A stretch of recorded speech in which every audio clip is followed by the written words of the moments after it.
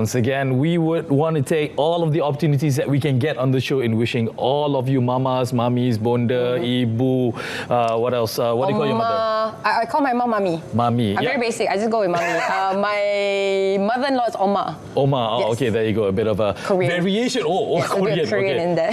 Taufik is not. No, he's not Korean, right? No, he's not. Singaporean. Singaporean. Close enough, but not quite. But anyways, Yes, speaking exactly. of Singapore, our guest has actually traveled to Singapore itself. We're gonna let her actually speak about this experience because when I first actually found out that she's gonna come on the show, I was very, very excited to talk to her because she has also her son is a child with autism, it's on the spectrum as we call it. So I'm actually very curious to find out what is her experience when she found out, that her kid is categorized as an autistic child. The experience in that. I'm pretty sure you could also no, you can't relate to that. Well, but you also, have I would gone definitely through want to know parenting, more. right? Yeah, again, being a parent would definitely, it is a challenging thing being a parent, and let's talk about it. Let's not keep this in a bottle. Let's just bring it out for other people to actually understand how different people actually take this on. Hence why we have here in the studio our guest THILA LAXSHMAN, who is an autism advocate. THILA, thank you so much for coming down here. Thank you so Happy much Mother's for Day to you. having me here. You too. And fathers are always mothers too. Oh yeah. We are fathers with we are mothers with pants. Yes. Well, mothers can wear pants nowadays. No, I don't know. I can't make that reference. But again, thank you so much for coming on down to the show. But before we get into the topic at hand, just your own personal experience, being a mother and having your own mother as well. What does Mother's Day mean to you specifically?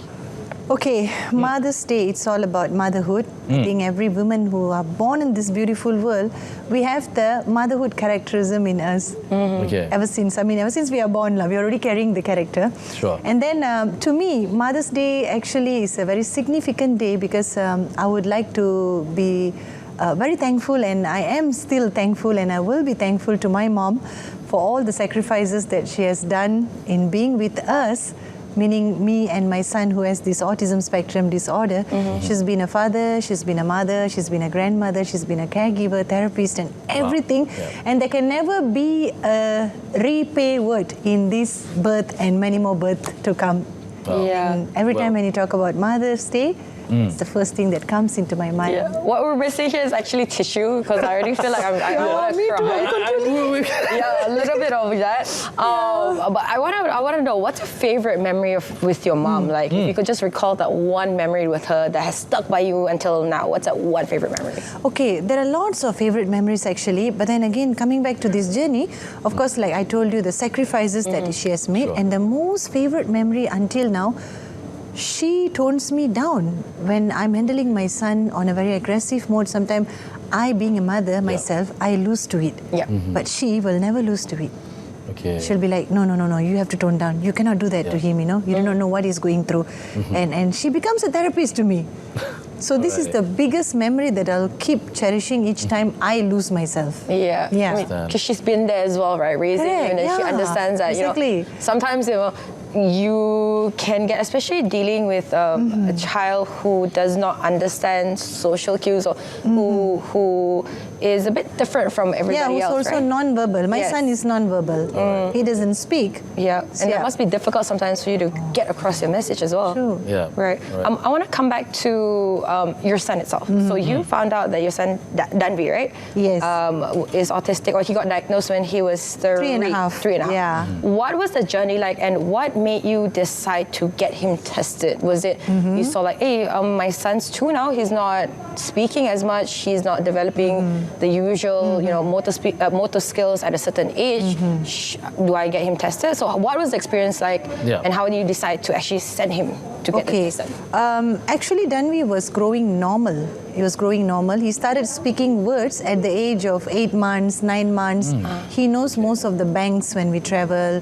He knows animal, alphabets, and he knows how to address me, address my siblings, and even the little dog that my grandma has. Whenever we go down to PD, the first thing when we stop the car, he'll be like, Panther, Panther. Okay. Clear, very clear. And he knows that's Panther. Okay. And after 1.5 years old, slowly it started regressing. Okay. First, his eye contact. You know, he doesn't look at you. He doesn't look at you. You have to like, hey, look here, you know, you have to go that way. And then he isolates himself. He wants to play on his own. Those are the those are the signs, those are the right? characteristic of autism. And then he puts all his toys in a line, you know, in a long line, and he will look it from this peripheral, you know, view, and then he'll play with his wheel of the car and all that things, wheel of the bicycle, and he started finger flipping, walking on tiptoes. So when the walking on tiptoes part came in, I already know that, okay, this child has something wrong with him. And you know, we come from a very typical family of like, yeah, you know, the mother spoke at 6 years old, my friend's son spoke at 7 years old, you know, my neighbor's son spoke at 30 years old. This kind of things were happening. And I have to like hold it back for that family thing. Yeah. And came a day where I truly decided when we went to a friend's house, and this friend of us told us that, you know, you better get him checked, you know, because he looks a little bit different. He looks like he's having some special needs. And he recommended a doctor. So after we went through the doctor's test and everything, audio test, all those things, finally we diagnosed him as autism spectrum disorder. So my next question to you again, you know, we do want to share this out with the world because, you know, there's a lot of people, I believe, who are, you know, in your situation, you know, maybe they're at the point of, well, like you said, you know, the neighbors or the friends will say that, oh, it's fine, it's okay. But actually having to go through that, willing to take that first step in wanting to test it out. To you personally, how did you feel as a mother when the doctor said that, okay, Ms. THILA, your son is diagnosed with autistic spectrum? How did that hit you at that moment in time? Okay, I will not forget that moment. You know, we did the audio test for him.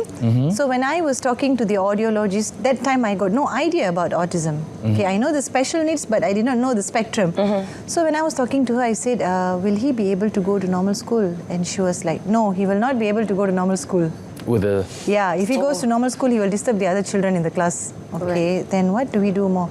Go and check with your doctor. You know, the first thing shut me off, you know, like, no, he's not going to go to the normal school, he's not going to make it. He's going to be there disturbing other children. So that hit me down. And until we saw the final doctor who told us about the autism spectrum disorder, as a mother, my total whole world crashed. Crashed. Okay. I held it back. I did not tear in front of the doctor because there were lots of mixed up feeling of, it wasn't about why it happened to him, but how. What am I going to do next? You know, how are we going to prepare and what is this autism thing? So we went to another doctor, Dr. Mangala. Dr. Mangala runs an autism center as well because her son is an autistic child. So when we went to her, she gave us a lot of support, very encouraging words, you know. And then she told that a lot of kids, they can make it to the mainstream because autism is a huge spectrum. It is not about that one child that you see, that 1, 2, 3 children that you see is autism. No, it's a huge spectrum. It goes from the high functioning to the severe. So Danvi was somewhere between in the beginning, he was on mild to moderate, and then the cutoff was at moderate. And he's able to, so what are some of the things that, you know, he's still able to do, you know, he's still able to function and you're proud of the things that he's able to do. I think I want to know that instead of touching on the things he's not able to do, we want to encourage, like you said, autism has many, many spectrums, from high functioning autism to severe autism, and he's like, I would say, lucky enough to be in between. So I'm sure he has things that you're very, very proud of his achievements. So please do shout it out. Definitely. You see, as a mom, what I did, the first thing, I resigned. I resigned from my favorite job. My favorite job. So I resigned immediately and I took charge of him. We had an in-house ABA therapist, Miss Carol. She comes in like twice a week. So I do my ABA therapy 4 hours in the morning, 4 hours in the evening, which is 8 hours a day, times of 7 hours, 7 days. It includes all the play therapy, speech, academic, everything. And then he was progressing very well. And I was amazed that a child who could not talk, but he could like form sentences, his photographic memory skills were fantastic until the age of 12. When he touched the age of 12, due to hormonal imbalances, puberty issues, the whole thing turned down. He refused to be doing the academic work. He refused table work, basically. He refused. And then I can share this very openly. He refused to even dress up. it was the sensory issue, you know, the sensory was that difficult for him. Yep. He cannot let you touch him at that point of time. He doesn't want to shower. If he showers, he have to keep on showering the whole day, and all type of cloth. You know, we started changing cloth. We started buying different material. No, it was a total no. And he became aggressive as well. And that's the time we have to take him to a doctor again after many years, and we had to put him on a week of risperidone, which tones him down, and then just a week or two, and then I withdraw him from that. He was getting back to normal again. And he started picking up some new skills. Like, he doesn't want academic work, right? So what he did, he went into painting. Painting. Yeah, painting was his favorite. Table tennis was his favorite. He loves music. You know, when I sing to him, when I'm singing on a comfortable zone of free note, we call that free note lah. You just hantam what you sing, right? He will hold my lips. He will hum back that song to me on the perfect note. Okay. Wow. I mean, he's grateful to have a singer as a mother anyway. Exactly. You know, that and helps. I did not get that. I was thinking, why does he do that all the time? Yeah. Okay. And then when I sing the exact note, he will let me go. When I repeat on the wrong note, he will again hum back the exact note. Yeah. Wow. So he's trying to tell me, look, this is the exact note that you have to sing. Yeah. Wow. Yeah, Okay. understood He's now that. teaching you Yeah, to sing Yeah, correctly. exactly. To make I sure love that you sing Yes. correctly. Yeah, I mean, again, whatever it is that you have gone through and still going through is something that, honestly, we have to be frank here. Not everyone can actually do this. Mothers, I honestly think that only mothers are able to do this, because the love that a mother has to their children is beyond understanding. Because again, the whole 9 months of carrying in your womb and you know, delivering the baby, it's a magnificent job. It's the hardest job in the world, even harder than any CEOs out there. But I do wanna ask your opinion about something. The fact that when you knew that your son was autistic, when you were bringing him up, being in that situation, how did the outside world look at you and your son at that moment in time? How was that? All right. There are still challenges until today, because you see, the society has not fully understand and accept autism. This is where we are like down the way doing awareness. But compared to 10 years ago and now, it is much more like wider. The awareness has become wider, and people understand what's autism. They want to know more about autism. They want to be part of these autism things that you do to learn and help. But still, you go through, let's say like you're going to a restaurant. You're going to a restaurant to have your dinner or anything with the child. What happened here is you'll have few families around, and when the child starts behaving a little bit different than the usual or normal child, you see, you get that one kind of stare, and then you get this, you know. You get the whispers. You get the whispers. And sometimes they move their chair to, if we are sitting close to each other. Let's say a child is sitting here, they move their child away. And even when you are going into the lift with this child, and this child, if it's like behaving differently, they look at you. If they have a child next to them, they pull the child a little bit behind. And some words spoken. You know, I have been through that. I was sitting and there was a family in KFC. So Danvi was having his KFC, and he was looking at the other table quite frequently to see what they are eating. So I heard very clearly, teenagers with mom and dad, hey, this is mentally retarded child, you know. He's looking here. You know, that word lah, you know. So it pricks you terribly. So my request to the public, if you see any incident like this, if you got nothing good to say, don't say lah. Don't say anything. Exactly. Or you just go to them and tell them that, hey, you are doing a great parenting job. That will uplift them. Not that stare that you give, not that look, that kind of feeling. No, never do that. Because you're putting the parents down. So what the parents might think on that point of time, okay, let's not take him out anymore anywhere. So just keep the child at home. That one person is blocking the opportunity for the child and the family to expose themselves in the public. And also it makes it more difficult for the child to assimilate with the real world, because it affects mentally too.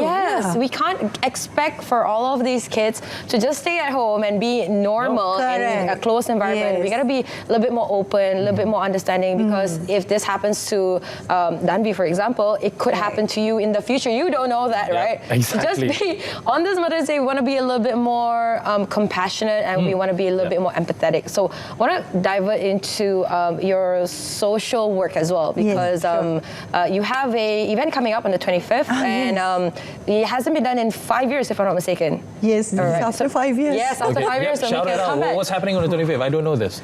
Shout out, let's talk about your organization first and how it started and the event you're about to do. Okay. Persama Together for Autism was founded as